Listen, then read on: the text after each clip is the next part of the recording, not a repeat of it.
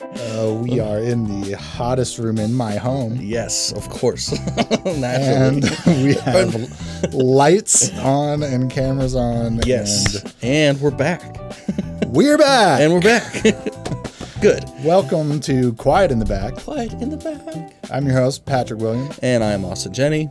And we are the only film review podcast that exists in the world on the internet as of 2025.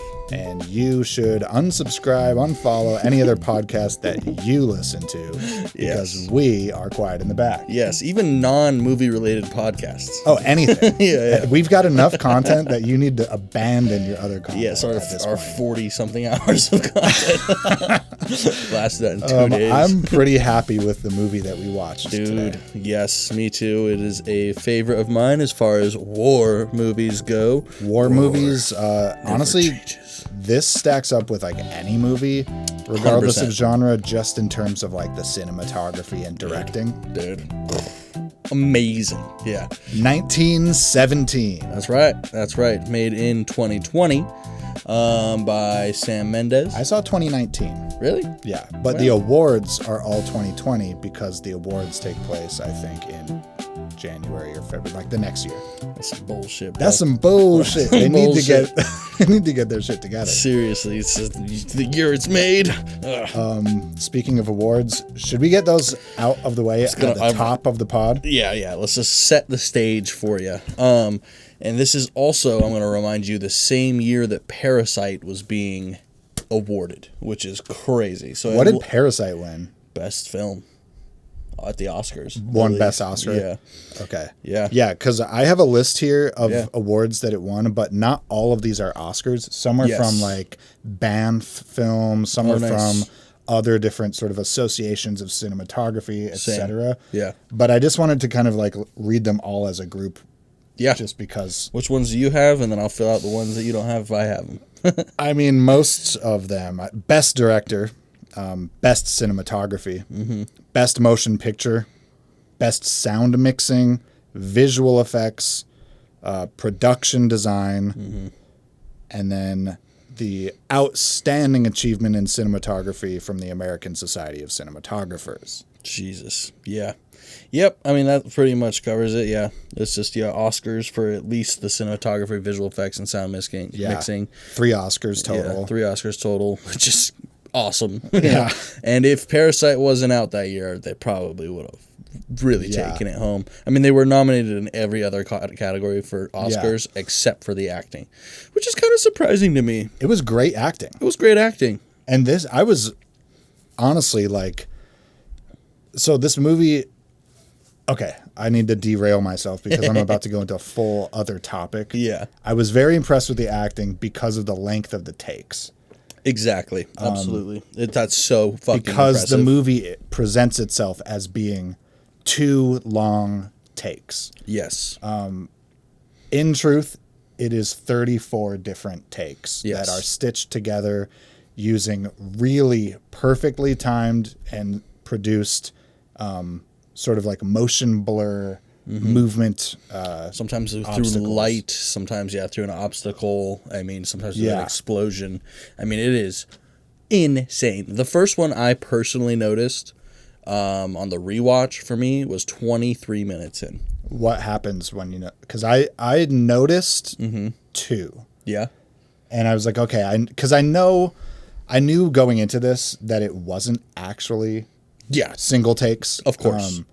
Despite the fact that it is like masterfully stitched together. And if you just are watching it without thinking about it, for all intents and purposes, it's one take. It absolutely feels like it. And then like halfway through the movie, it fades to black and then it's one more take. So, which is incredible. But what did you see? For me, when they first they go through all the trenches, they get their mission, they go back out and onto no man's land, all the way through no man's land, and as they're climbing up that last bit of hill right after the one guy helps the other guy up, the camera goes around a mound. Yeah, As the mound. It's the first time you don't specifically see them in scene moving. Right. And that I was like, well, shit. I looked at my phone. I was like, this is 23 minutes and 41 seconds in the movie. There was one spot before that I saw when they're in the German, like, tunnels. Yeah. The bomb goes off. Yeah. And the whole scene is obscured with dust. That's after that. That's after? Yeah, because it's like literally right before they go into the German tunnels. Oh, okay. Yeah. Because there's a different... I mean, there's a lot of cuts. I guess, of course. the There's takeaway, 34. But yeah. There's a different moment after they get out of the tunnels where the camera comes up and there's a big mound and it's like a hill. Oh, yeah. And the camera's coming up. They go over one side of the hill and the camera goes around the other side of the hill. Yeah. Which allows them to set up like a new take Yeah. and then resurface from the hill. Yeah, I think they use that method twice in the movie. So there's there's a number of times where they go basically like around an obstacle and then use that to reset the scene. The other one that I noticed was also when they're going to that farm, or like there's like a barn and a cow. Yeah. Right before that, they go into like the garden, I guess it is. And there's like a stone pillar entranceway, and the camera goes in front of the stones. Yeah. And I kind of just clocked the motion blur on those stones. I was like, you could disguise a cut in that. You could. That also when they are walking into the barn, the camera looks out the window for a second at the planes when they first see the planes. That also could easily be one. Right. Yeah. No, there's just it's so fucking sneaky. Yeah. It's crazy. It's really subtle. Yeah. And like I said, if you're not the kind of person that's going to kind of nerd out and like watch for actively search for these things, Yeah. you will not see them. And the movie will suck you in because this was an extremely like attention grabbing movie. Dude, the tension. Yeah. That you could build it's so perfectly built. Like the ascension and like crescendo of the tension is so masterfully done. The use of like pairing music with dialogue. So like the dialogue will pick up, they'll start talking, and the music will lay back in the cut, and it'll kind of be like just really ambient and soft while they're like talking or walking. And but then like as soon as like they don't have anything else to say, the music starts like dominating the soundscape again. Yeah, it starts swelling up. Yeah. And anytime that like you said, tension is building for the characters, it's also building in the music. And if they're starting to move faster, the music is starting to move faster. Yeah. It was masterfully like the post-production in this with the soundtracking, and I couldn't agree more. I mean, it's just it's perfect. Incredible. Yeah, there's definitely a reason they won the Oscar for sound design, and it's just like I feel like sound is one of those unsung heroes for kind of like the everyday person. Yeah, because it's like you know, especially when it's done well, it just lets you carry. Or it carries you through it and you don't even notice it because it's just done so well. It should be like good editing. You shouldn't actually notice it. If you're like really noticing it, it's in a way that's like taking you out of the movie most of the time. Yeah. And it's just, that's why it's kind of unsung. It's just like, if it's doing its job perfectly, it's invisible. But yeah, this fucking movie does not miss a beat. Bro, that part when they're in the fucking tunnels and that rat drops. Dude, and they're like, oh no. Okay. Was that a CGI rat? Were the rats CGI in this movie? It looked like it to me. Yeah. I only asked not because I thought it looked like CGI. Like, I don't have the eye. I don't have the discerning eye to like distinguish CGI rats, but I was just thinking about the practicalities of filming. Yeah. And I don't know how you like train 18 rats to like behave and hit their cues. Like, these rats are coming in on cue to do like very specific things at specific times. I think that those were probably CGI, and then from what I read, it was very limited in most places as well. A little bit to like extend distance of like shots and stuff like that, and then to remove camera and crew. that sort of thing. Okay. But yeah, I think that the rats were CGI. Personally, I didn't I see think that. they had to be. It's just how could you train a rat to do that? Yeah. I mean, I know rats are smart. No discredit to the rats among us. Except for that rat that blew them up, because fuck that Yeah, rat. fuck that rat. Man. Bosch scum. The one point where early on he cuts his hand on barbed wire Oh, and then puts it in and puts it into the cavity, the chest cavity of a dead body. Dude. Like the visceral reaction that I had to like all of the squelching and squirming and slopping. There's so much of their- mud Yeah, in the fucking no man's land. The boots Ugh. in the mud Yeah. and just like running through puddles and sliding down a mud slide into dead bodies. It was a gross movie. Ooh, climbing over all the bodies in the river towards the Yeah, end. Ugh. sloppy and Yeah. wet, and Yeah, man. That's rough. it really just reminded me of like how unsanitary World War I and just like trench warfare in general was. It was disgusting. Absolutely. Yeah, of course. Especially when a place is just bombed to shit like that. Specifically like No Man's Land. Those big puddles that were just murky and shit. The amount of nasty chemicals. The bacteria, the body parts. Oh, yeah. No, I know what you mean though. When he put his I was like, oh, that's so gross. when his buddy like accidentally pushes him too because he's freaked out by And something. he looks at him. He's like, "Did you just really do that right now?" He doesn't even notice. The guy doesn't know what he did. Yeah. Oh yeah, man. Oh, that is super gross. So let's talk about these two characters. Yeah. And then let's talk about the sort of like pivotal moment, I guess, between them. Yeah. And the moment that the movie changes. Yeah. So we've got two young soldiers. They're clearly quite young. Yeah. Just Early looking at 20s their for faces. sure. Yeah. Kind of baby faced. I think one of them is like a corporal something. I don't know my ranks, but Yeah. they're not necessarily high up, but they're also not. They're not privates. yeah. They're not the lowest. So They're not just cannon fodder. Yeah. And they've been given a summons to come talk to the general. They were just like resting by a tree at the beginning of the movie. yeah. And I think our main character, what was his name? Man, I that struggle with the names. I know. these I know. movies. I watched just ugh. Anyways, the main character that you start with as the protagonist is the one who's summoned, and he's allowed to choose one other person. Yes. So it's his choice to choose his friend. Yeah. And that matters to the way that like this all goes. And then they get to the general, the office, I guess it is. It's not really an office. It's like a hole. Yeah. Just like a little dugout essentially. Yeah, they're in the trenches. And they get assigned a special mission Yeah. to, well, first they get informed that the Germans have retreated. This is news to everybody. It's strange news too. I mean, they've been fighting over every inch of that place for weeks and weeks now. And Right. they've retreated, I think, like 9 miles or something crazy. Yeah. Quite a ways. And so the Germans have a new front line, which a different like battalion is getting ready to charge. Colonel Mackenzie. The next morning they are planning to attack. Yeah.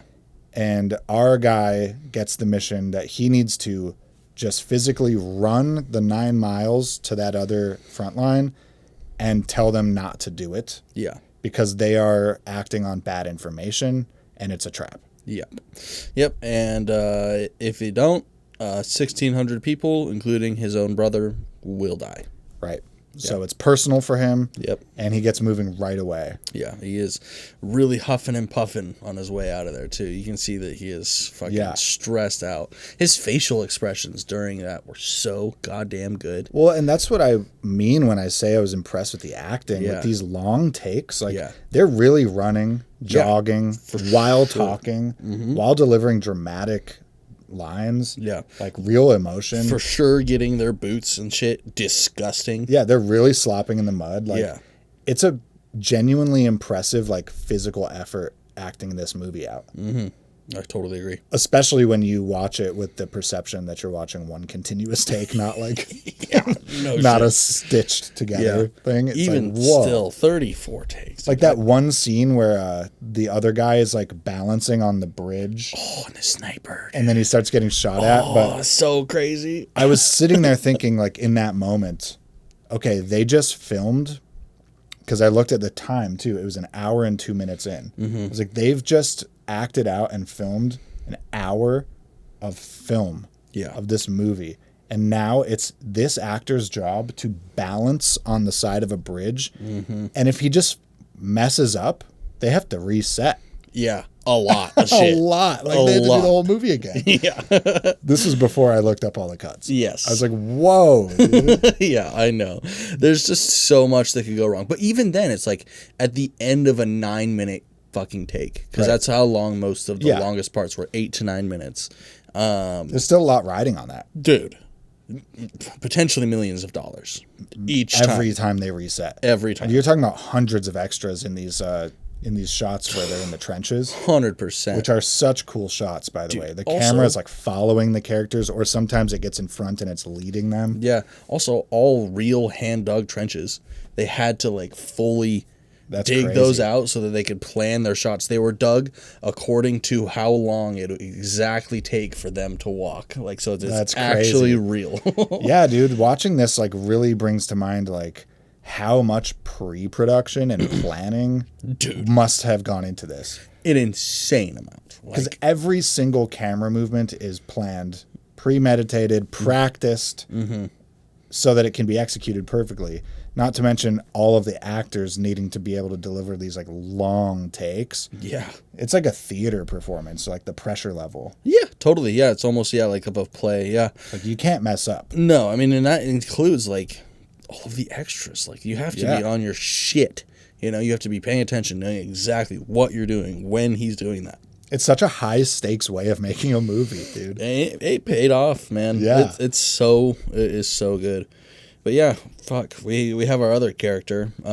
Yeah, he's like his friend, the sidekick, I guess. A little older, I think, perhaps. He just looks a little more manly, maybe. Yeah. Like, or even. I think that's just because the other character has a baby face. Yeah. It also is alluded, though, in the film that he's been on a front line before. Yeah, he does make the comment. He's like, you never know. You wouldn't know because you haven't been there, something like that.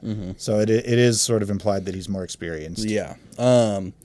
But he's... And that's actually comes to a head in a big way. Yes, it does. But yeah, he's the friend. I really didn't expect this movie to do what it does. Me neither, man. Yeah. Especially, it's in like the first 40 minutes of the movie. Yeah. Yeah. There's a moment right before that that I thought was actually like conspicuous. Yeah. And I noted it at the time. And then after, well, I guess we should stop beating around the bush. Yeah. Our main character dies. Yes. He gets stabbed by a German, and then the side character like becomes the new main character. But before that scene, which we should talk about because that scene is incredible. Before that scene, as they're approaching the farmhouse, the secondary character goes, I'll go in the front, you go around the back. And then the camera sticks with him. And I just like clocked that in the moment. I was like, why would the camera stay with the secondary character, not the main character? Yep. And the line he delivered was, I'm going to go in the front, you take the back. And it just felt very like symbolic. And it turns out it was a loaded line. It was foreshadowing the fact that now he's becoming the front of the movie. He's like the new protagonist. It even is foreshadowed even further back at the very first scene. How so? The camera starts on his face. Really? Yep. Starts on his face when he's leaning up against a tree, and our main character's face is hidden under his helmet and he's sleeping. Wow. Yeah, and even cooler, it ends the same way. Yeah. Yeah, with the exact same angle and everything of him trotting to that tree and falling and just like putting his head I back. noticed that the direction like of the movie is like a sandwich where they start by a tree, and then they go to the trenches, and then they go into the field. Yep. By the end of the movie, they're coming out of the field. They go back into the trenches, and then they end peacefully by a tree. Yeah. And it's just like this perfect mirror. Yep. Yeah. Fucking. That's beautiful. Mint, baby. Yeah. I love symmetry. I love it. But yeah, let's talk about that scene, man. Okay, so Pretty soon into the movie. yeah, like you said, about 40 minutes in. Yeah. They are past the old front lines, through like all the trenches and stuff, and now they're just kind of in what looks like kind of an idyllic French countryside, you know? And they stumble across a old like farmhouse and a barn, which is dilapidated. It looks like it's been shelled. Probably has been. It's been bombed by German artillery, most likely. Yeah. But they see in the skies 2 planes chasing a third plane in a dogfight. And they're like, are those our guys winning? And they're like, yeah, I think so. And you see the plane that's being attacked, like get hit, start flaming, and they start to like veer in the sky. Yeah. Oh, man. Could you? It's like you just don't expect it at all, bro. The plane that's hit starts falling in their general direction, but kind of at an angle, and it dips below the horizon line, so you completely lose sight of it. And there's a hill in the distance.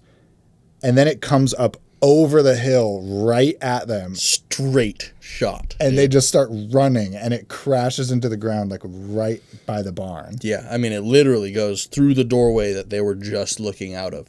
Crashes through the barn. They have to run to get out of the fucking way. Yeah, catches the barn on fire. Yeah, and then they're hearing the German in there fucking screaming and crying for help because he's on fire. They pull him out of the plane.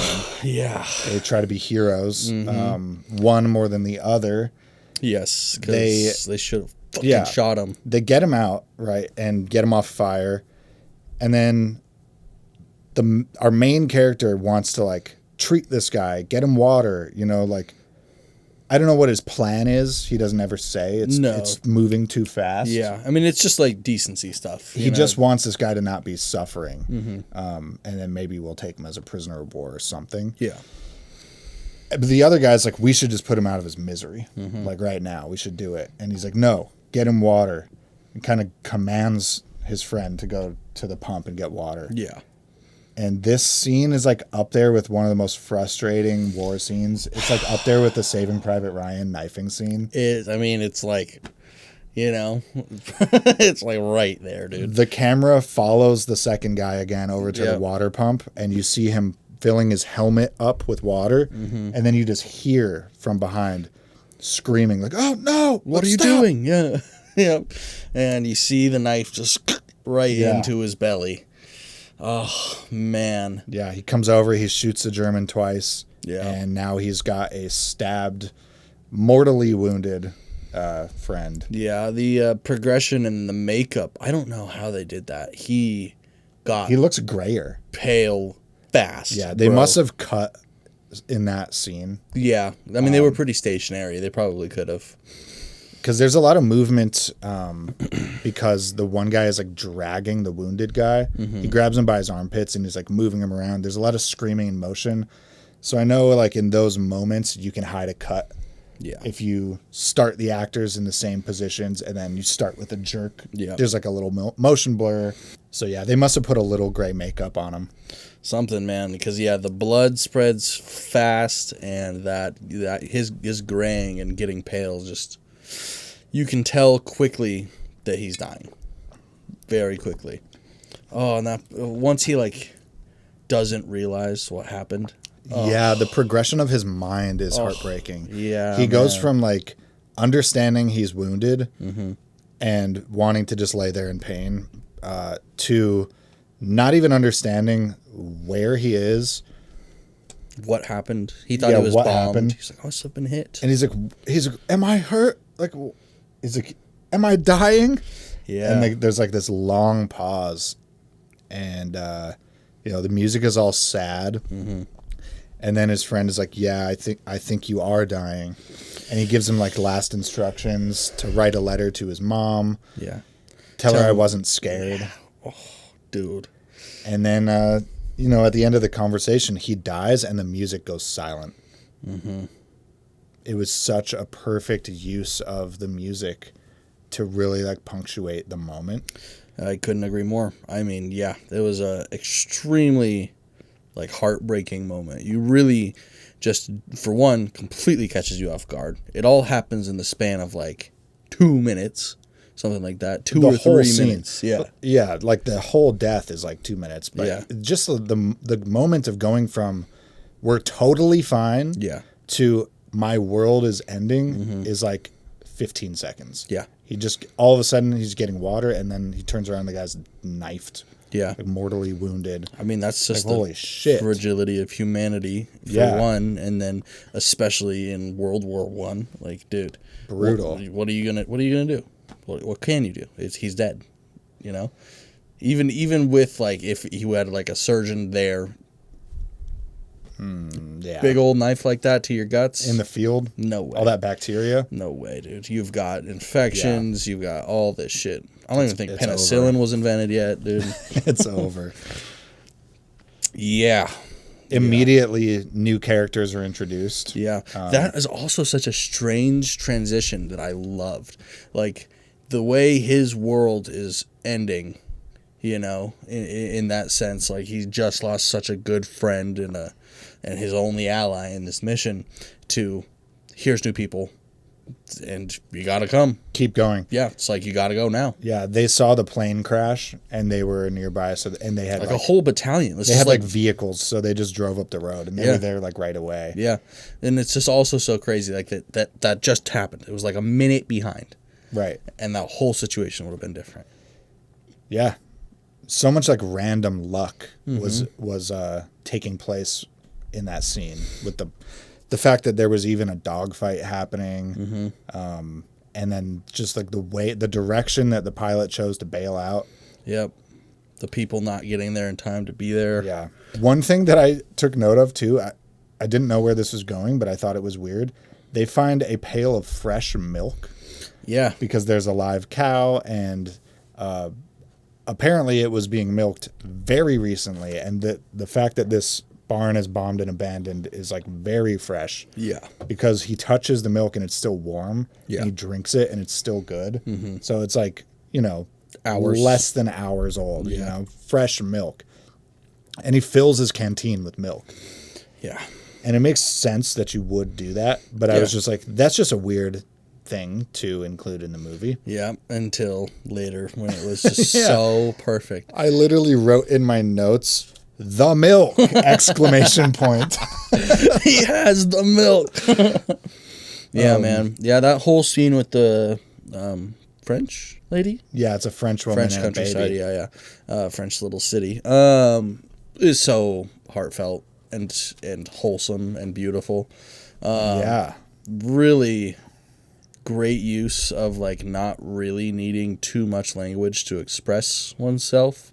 You know, it's just two clearly very broken people.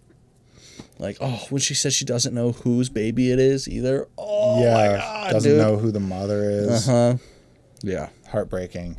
And that's that moment takes place like in the middle of the most chaotic like parts of the movie. And it represents like such a like nice lull. Yeah. Necessary lull. Right. Yeah. Before you get into like how the movie's going to end. You Yeah. know? It's just like, we need a break here so we can ramp back up. It's such a nice soft touch. Yeah. And I mean, just really adds a whole lot more personability to to your new main character. You care for him more, significantly more after that scene, you know? Yeah. This True. has to be one of the most like personal war movies I've ever seen. It's so tied to just directly this one small Yeah. story. Right. You know? You know what I noticed at the end, and I looked it up after? There's like these quick credits that come on the screen. And it says, in loving memory of Alfred Mendez, who was like in World War I. Yeah. Thank you for the stories that, you know, Yeah, for the one who told us the stories. For the one who told us the stories. Yeah. And I was like, wait, the director is Sam Mendes. Yeah, so it's probably his grandpa or It his was dad. his grandpa. Yeah. Dude. So this movie is not true. These are not true. It's not a true retelling of the stories. Mm-hmm. All of the things that happened in the movie, though, are snippets of stories that were told directly to him. So he pieced together a different story. Yeah. Of all of his granddad's different stories. And to make it for your grandpa, too. Like, so someone in World War I had a downed German plane like crash onto them in a barn. Yeah. And get knifed or something. Like, yeah. That's real. It's just not real the way that it fits into the story. But yeah. I just thought that was really cool. And the fact that it's grounded in the fact that it's his grandpa makes this movie so personal. I didn't even actually realize that until you just told me just now. Because I didn't know who the director was at the time. But yeah, that is insane. It's so cool. Yeah, that is really super cool. I figured it was just some veteran that he knew, you know. But, wow. Yeah. Huh. So this is like family lineage. Yeah. And the fact that you could like honor your grandfather's stories with a piece of art that's such an achievement. Yeah. So, like, truly just so powerful. Yeah, no. Like, I would cry. Yeah. If I, like, made this movie honoring my grandpa and then I saw, like, that first cut of it, the editors, like, give it back to you. Dude. I would just cry, dude. Yeah, man. I was reading that the actor who plays Schofield, he's like the secondary character who survives and becomes the main character. Yeah. There's a scene at the end where he has to make it up the trench 300 yards to the colonel. Yeah. And the fastest way he can do that is just by getting out of the trench and running through the field. And he's running through the field as the first wave is going out because he's not in time to stop the first wave. And he's like running through he's running sideways along parallel with the trench. Yeah. All the other soldiers are running out and he's like running through them, like hitting them, falling down, getting up. Totally takes a couple of them out. You know? I read that first hit was not scripted. Really? He got back up and continued running. Damn. And they did so many takes that he didn't know what they were going to use. And when he saw that one in the final cut, he saw like the look on his own face. This is the actor reviewing his own work, and it made him cry. Ugh. He was so moved by like the passion of that scene. Yeah. The like determination of the character to get back up and keep running. Dude. I mean, because, you cannot tell that was a mistake. No. In fact, it looks like it's the most real one. Because it is. It is, yeah. It for sure. The way that the extra falls to the ground, I remember it specifically. I was like, ooh, that was a hard hit. That's a hit. That's just a real hit. Yeah. It wasn't supposed to happen. Yeah. And the actor, and I noticed that like, so much of this, the way this movie is filmed, it's so strategically planned that like the camera movements all are so deliberate and the tracking of the characters is so beautiful. And I noticed in that moment too that like the camera gets really far away.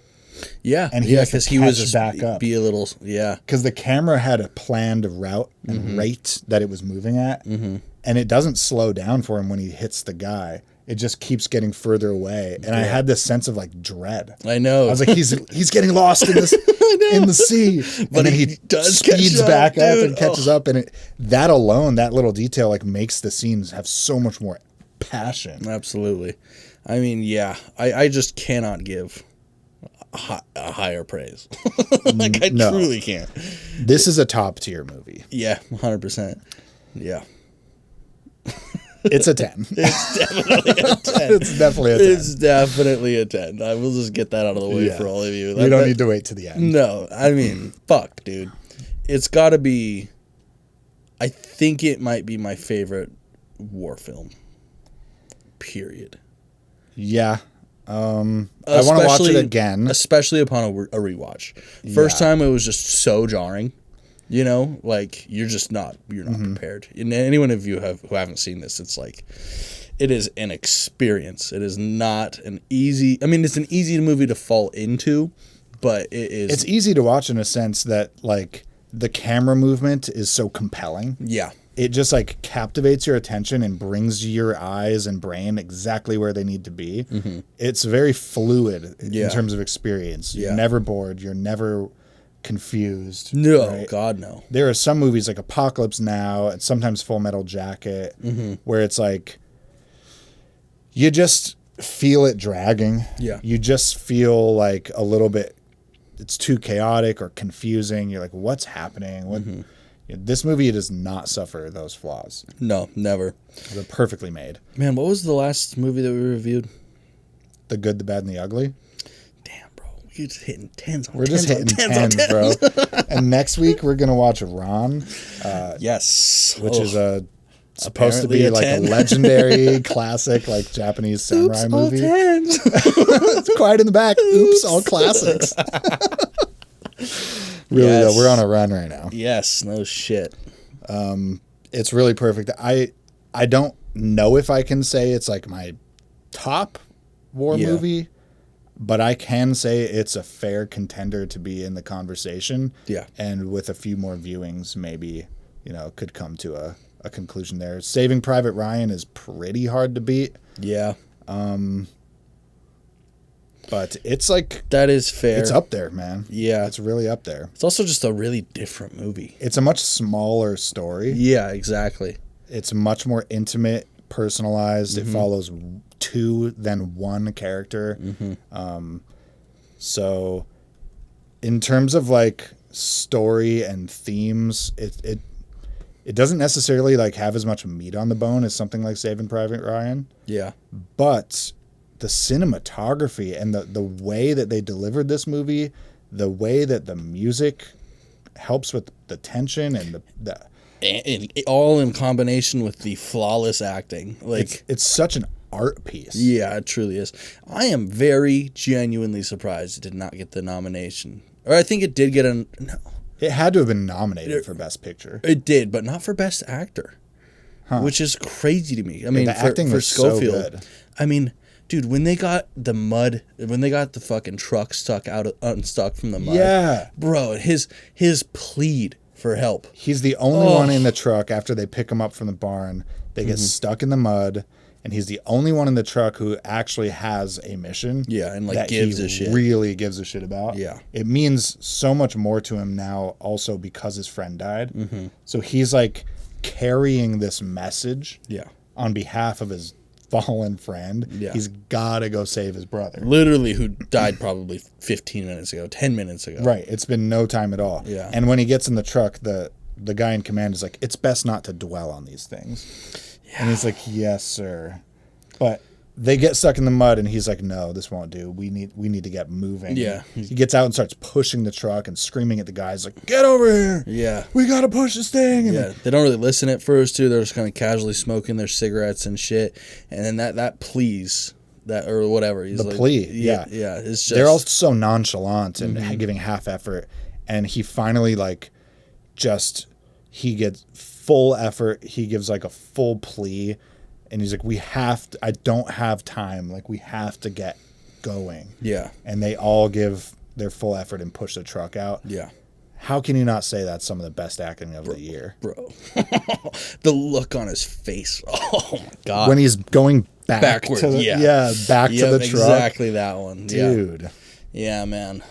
It's impressive. Yeah. And that one homie, dude, fucking, that guy with the beard, fucking... The only real cool one in the truck. The Sikh? Yeah, who does the... yeah, he's like an Indian guy with a turban. Yeah, he does the captain's accent the best. This is awesome.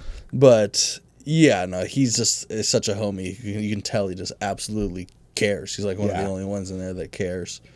Yeah, man. Ugh.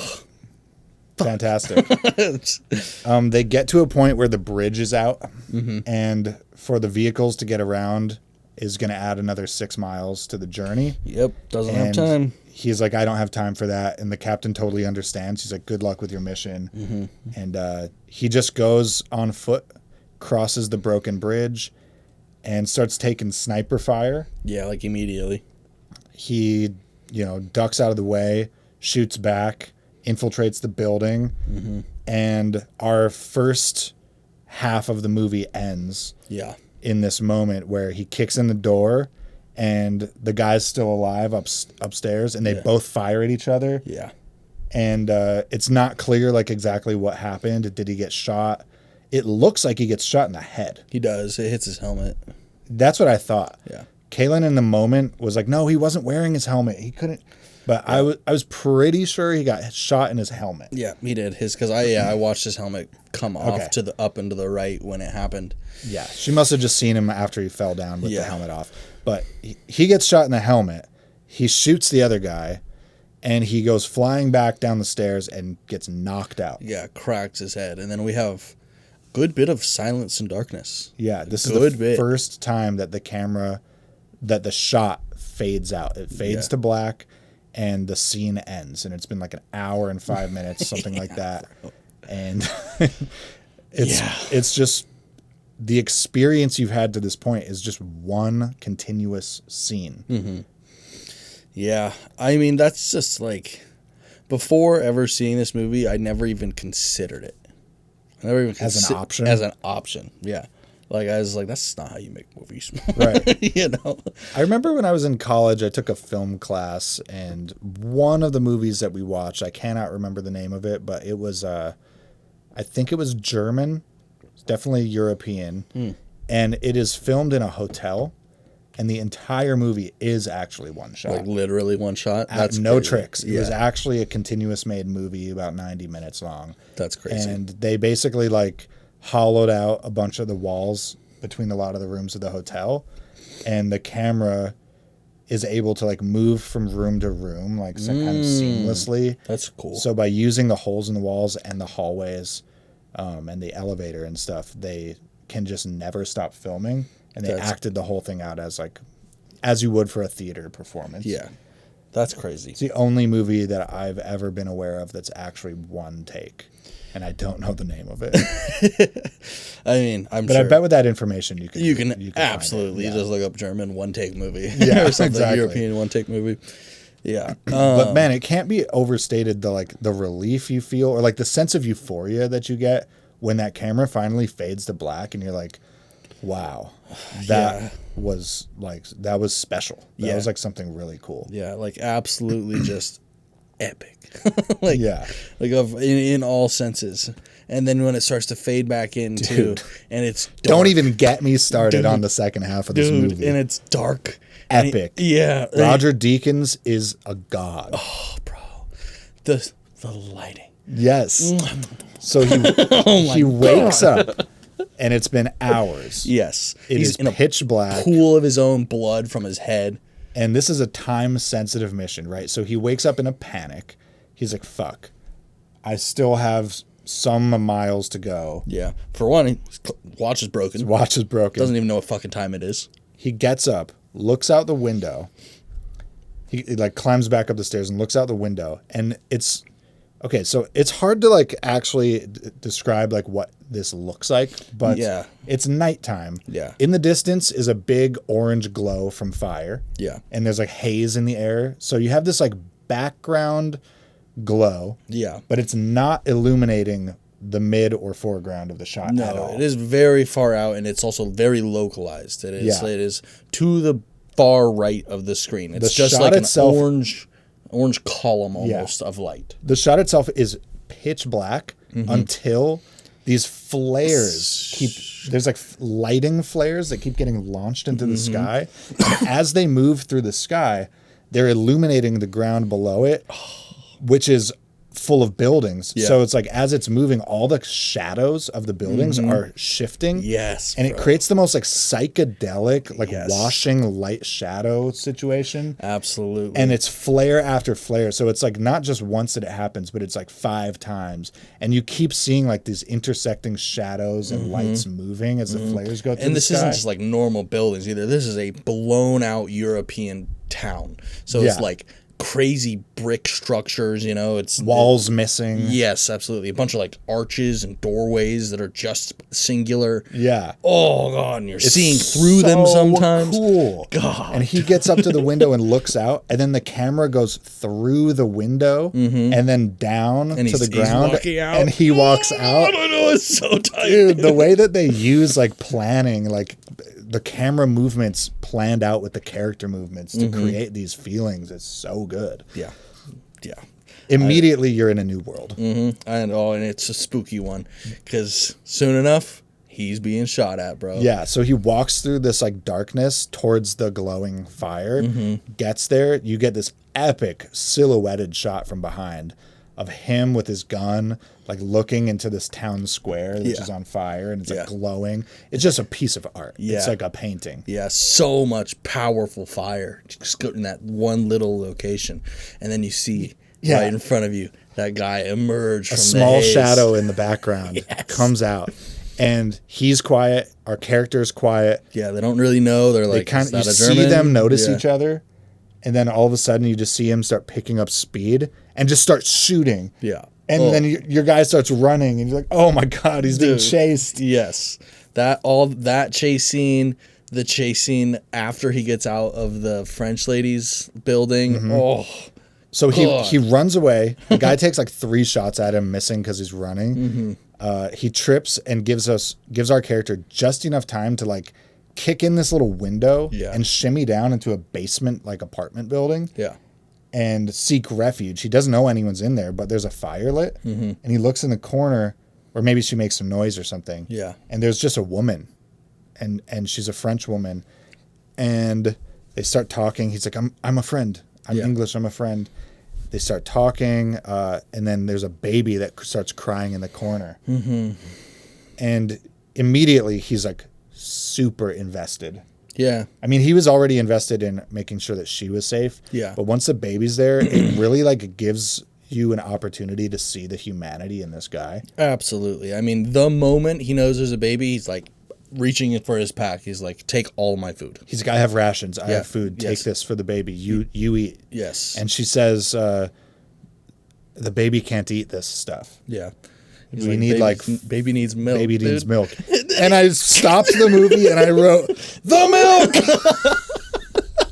Incredible, dude. I know. The callback to that fresh pail of milk made so much sense. I was like, the payoff was so rewarding. So serendipitous and just.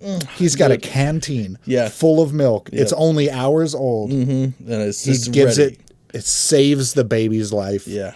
Oh. He gives all his food to the mother. Well, it's actually not the mother. Yeah. That's tragic. Yes. He asks about it, and she doesn't know whose baby it is. She doesn't know where the mother is. She's just caring for it. Yeah. She really wants him to stay. Yeah. But he notices that it's like getting light out. Yeah, he can tell. It's almost dawn basically, and They the attack people at dawn. they attack at dawn, and he's got to get the message there. Yeah, man. But that's the scene. It just offers you, like, it literally went from him being chased through the streets and there's fire everywhere and he's being shot at. Yeah, with the crazy flares and all that shit. Yeah. To him slipping into this thing, and you just have this tranquil, really lovely human connection scene. It brings the energy back down. And then it goes through the fucking roof. Dude. And then he goes back out, dude. Oh man, yeah. It's crazy. I don't want to go through every single detail for sure. But you know, he loses his weapon. He just starts running through the streets being chased by Germans. Yeah, he's just got to get there. Jumps in the river. Yeah, it's like, floated down crazy ass river. Fucking down the rapids. He's like hitting rocks. Down a waterfall. Fucking, and then finally, that nice serenity too. The song. Yes, dude, the old Irish song. Yes. Man. I actually saw. So, jumping ahead, I guess he does fall down a waterfall. He floats down and he gets out and he finds the battalion. Yeah. And so the just first happens to be where he ends up. Yeah. Very lucky. He hears them. One of them is like singing before they're going to go do their attack. This like really beautiful, I want to say it's like a gospel song. Yeah. I'm pretty sure it's an old Irish song. And I looked it up, and that was the only song not included in the soundtrack release. Oh. Because it's a real song. Yeah. And fans petitioned for the studio to release the version from the movie. Wow. And so you can now buy the record that comes with the original. Yeah. The a cappella of just the singing. Yeah. And then the movie version with the music from the original. They did that for the fans because there was so much demand because the song has such like an impactful moment in the movie. Oh my God, dude. It's like oh fuck. He looks so tired. Yeah, dude. He just sits down by a tree. Fucking just dead. Like, just listening. He does not know at this point that these are the people he was looking for. Yeah. All he knows is that he almost just drowned in the river. He almost just got murdered by Germans. And somehow, by the grace of God, he survived, crawled up the riverbank, and he's hearing good music. Yeah. Yeah, and he's like, these are friendly people. I'm going to sit down for a second, listen to this music. Yeah, and then beautiful song, by the way, too. You know, like just spectacular. Beautiful singer. He has a great voice. It's one of those singing performances that's like perfectly imperfect. Absolutely, you know? yeah. Very humanistic. Oh, yeah, so much emotion. It's not like a Disney, like Frozen. Yeah. You know, he's not like a flawless professional. It's clearly the voice of a normal person who's just pretty good at singing, but not professional. And they nailed that sort of in-between of like, it's great, but it has these like flaws in the delivery and like his voice warbles here and there. Makes that all the better. makes it, yes, Makes it's it all so the much better. better because of that. Yep, dude. Oh, I mean, yeah, you saying the Disney thing reminds me of just like, I recently, when Snow White was in theaters, saw that. Oh, putrid filth. Okay? Filth. Terrible fucking filth. I hated every song. I just gotta throw a little shade real quick. Yeah, do it. Hated every fucking Go song. off. Oh my God. And then just like you're saying, so auto-tuned to absolute bullshit perfection. It sounds like a robot. Disgusting. It just sounds so inhuman, so gross, and you're right. just pissed off the whole time that you're hearing it, especially coming out of Rachel Zegler's fucking... Terrible. CGI dwarves, CGI voice. But yes, no, it was a very humanly perfect song as far as that goes. It's the sort of thing that you would expect from that exact time period, and just it fits so perfectly. And to hear it, the way it builds as he gets closer to, yeah, because the audio, I was very conscious of like how good the audio capture was in this movie. They won the award for sound design and mixing and stuff. Yeah. But it must have been so difficult capturing audio for these scenes with all of the movement. Bro. Like they had to have had like a microphone rig like with the camera because it's very localized. Like as the camera and the character approach, the scene, the sounds of the scene like get louder and change.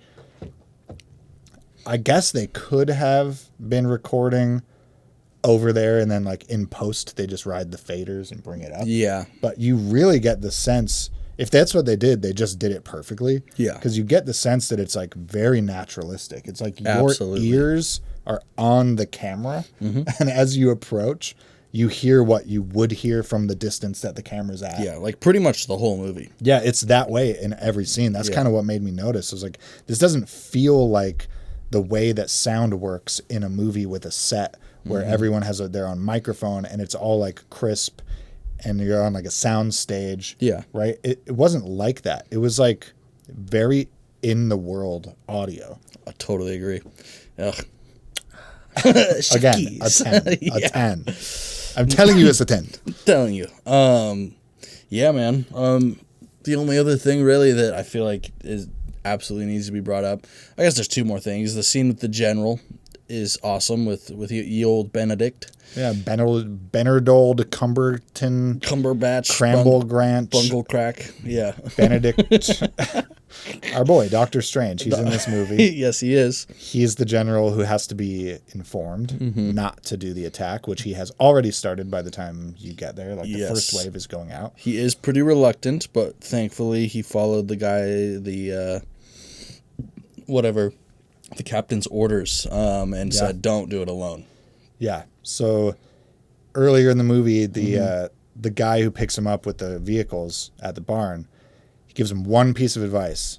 And he's like, when you deliver your message to the colonel, make sure there's witnesses. Yeah.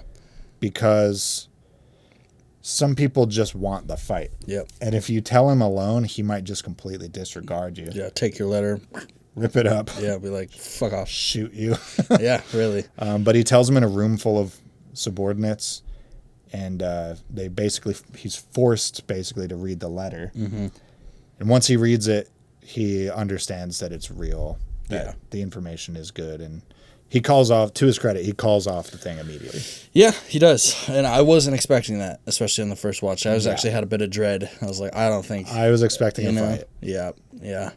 No kidding. But that was just a very powerful scene. I really liked that. I really liked the attaboy from the subordinate on the way out. Yeah, and I think that was one of the guys that was holding him back on the way in. Mm-hmm. They have like two guys stationed outside, and he tries to get in. There's like, you're not getting in to see the colonel. Yeah. We're in the middle of an operation. Yeah. And they're physically holding him back, and he like breaks free Mm-hmm. And runs in there. And on the way out, the guy's like, good job. Yeah. Like, you did really good. Yeah. I mean, absolutely. Yeah.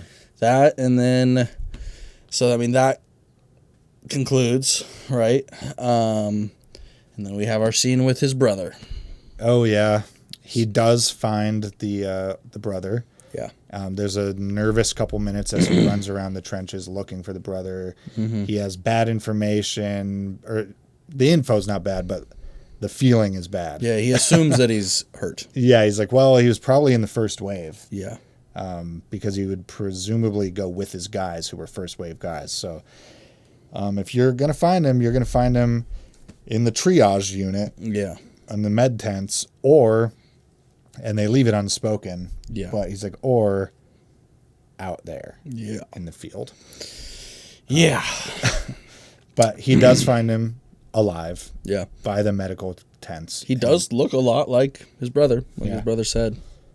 And he tells him, your brother's dead. And asks permission to write a letter to his mother. Mm-hmm. Yeah.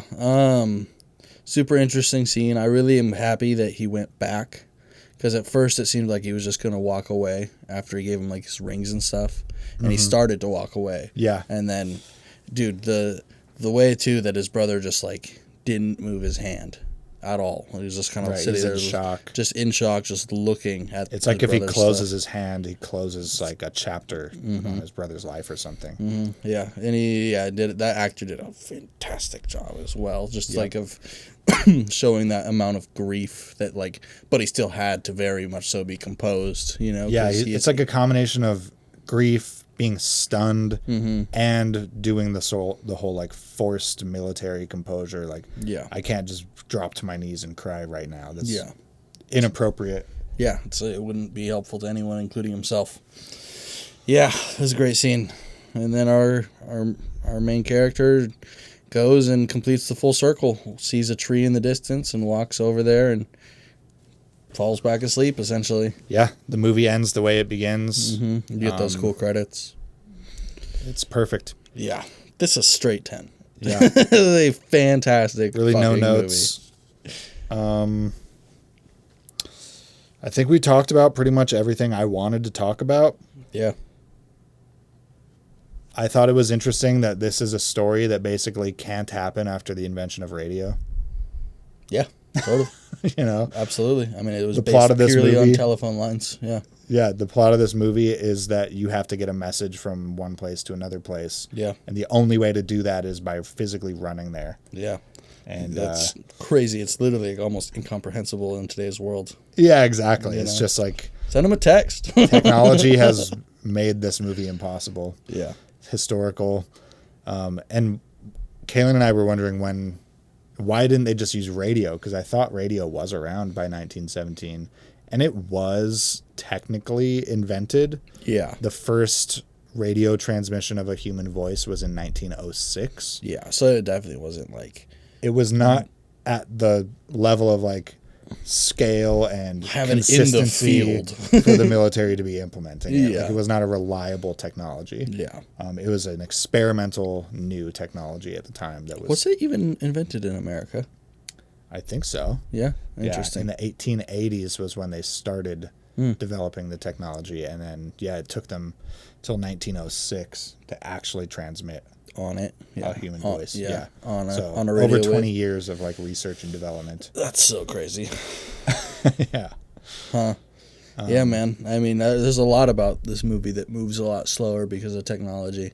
It really just shows you the brutality and, like the harshness of World War I was so immense. Yeah. And robust and rustic. I think they did a cool job of compressing distance without losing realism, because allegedly he goes 9 miles. Yeah.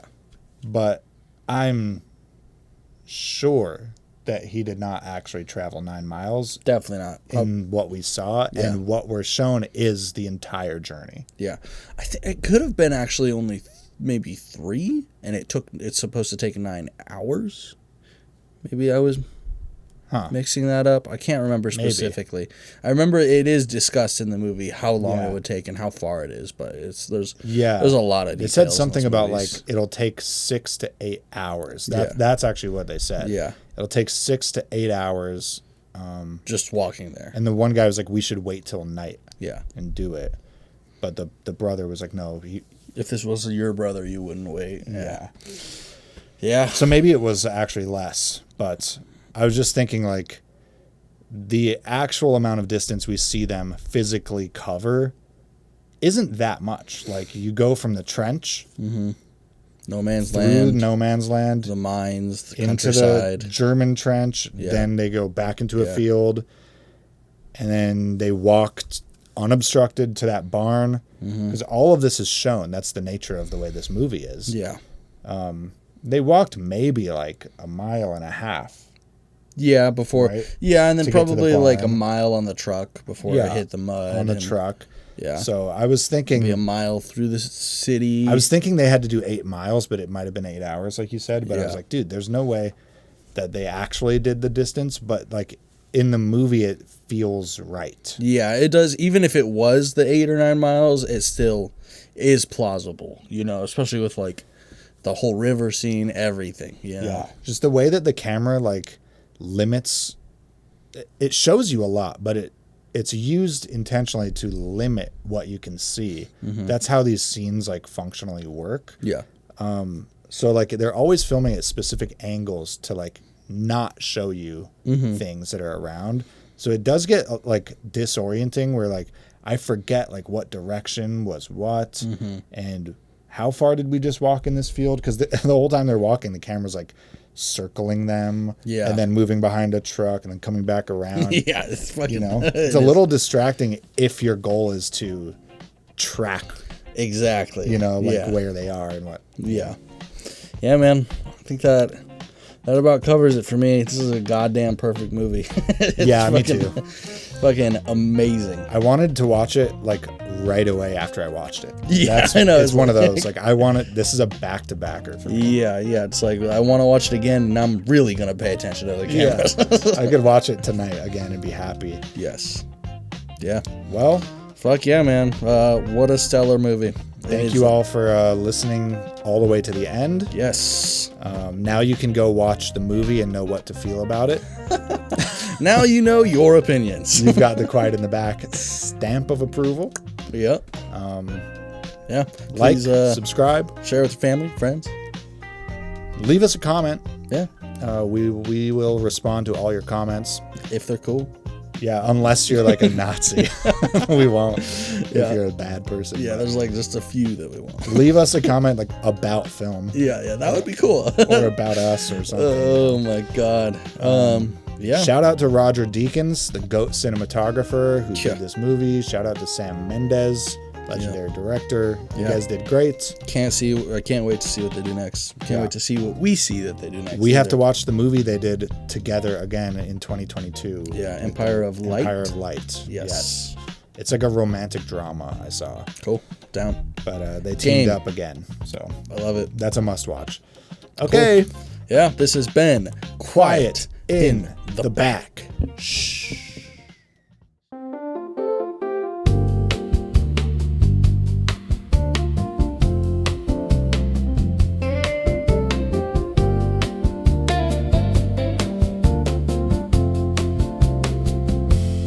started in the trenches, running through the line. Got to save your brother, running out of time. Moving through the mud holes, feeling in my prime. Then we saved a German and he stabbed you in your heart. Now I'm all alone, but I've gotta make the grade, get to them by sunrise, for their lives to save. They've got bad information, I can change the day. Everyone get out of my way. It's a masterpiece of modern cinema. 10 stars for the two-take chance. This is a masterpiece of modern cinema. But who trained those rats?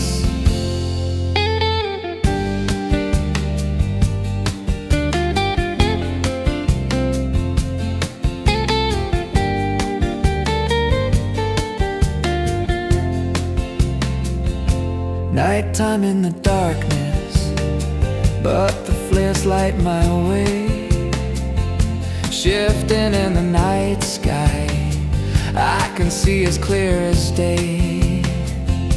Epic fire silhouette, I think I see a friend. Oh wait, that man is trying to kill me.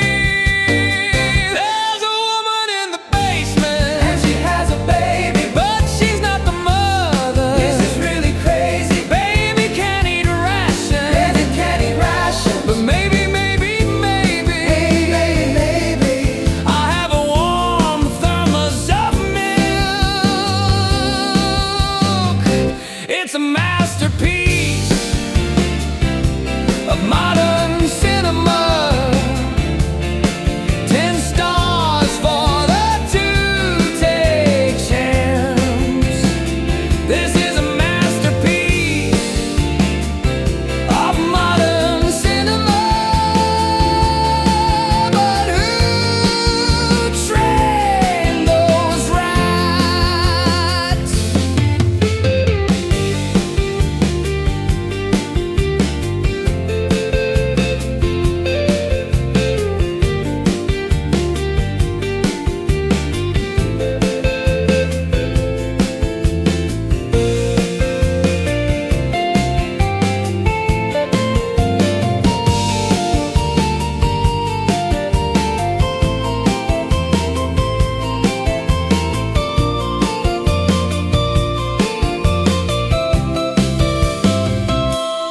It's a masterpiece